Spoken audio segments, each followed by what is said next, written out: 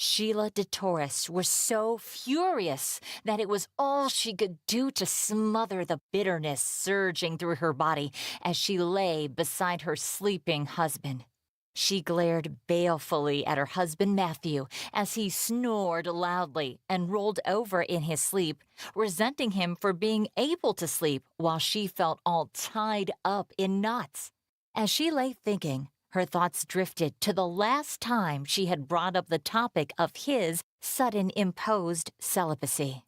It had been one morning, and as she watched him struggle with his tie and briefcase on the way to the door, she had, for the first time in their 7 months of marriage, blurted out what she was thinking without prompting. "Matthew, are we in trouble? You haven't touched me in months." Matthew had chuckled. "Don't be silly, Sheila. You know I will always love you. I have just been terribly busy at work." "All right then, spend today with me. Make love to me," Sheila had pleaded, hating herself even as she did so for being pathetic, but determined to humble herself if it got her what she wanted, namely her husband. But it hadn't worked. Matthew had swallowed and then assumed a martyred expression before saying with as much condescension as he could muster, as though he were talking to a child, "I can't, Sheila. The guys are counting on me. I have to go," he announced quietly.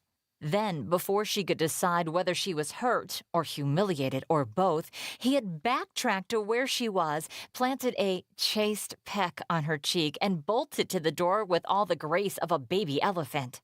Suddenly, a thought intruded. Maybe he was losing interest because she was getting fat. The shock that followed that line of thinking was so great that she bolted upright in bed, and in seconds she was slipping her feet into her slippers and racing towards the bathroom. Once she got to the vanity mirror, she grabbed the hem of her nightgown, tossed it over her head, and paused to study herself in the mirror while bracing herself for the sight of a flabby stomach or thighs. The reflection that stared back at Sheila in the mirror was, however, anything but that. Instead, in the mirror, she saw a slim young girl of 24 with a narrow neck, fiery red hair that hung to her waist, cheeks that glowed with good health, and cobalt eyes with an impressive slant that made her face even more exotic. Her skin was baby soft and just as smooth. Her size 36D breasts were high and full, practically begging to be sucked, and her legs were so long that they seemed to go on for miles and miles. Sheila turned to the side to admire her buttocks. They, too, like her breasts, were round, firm, high, and, of course, soft. Experimentally, she extended her hand and squeezed a butt cheek.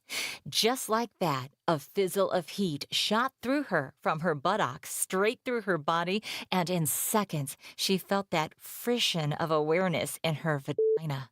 Startled, she snatched back her hand and looked around as though expecting to see someone watching. Then, realizing what she was doing, she laughed at herself and reached up to caress her breasts with both hands. This time, she couldn't stop the moan that rose in her throat. Disbelievingly, Sheila met her own eyes in the mirror and watched as desire rose, making them heated. This felt taboo, forbidden, and delicious, too.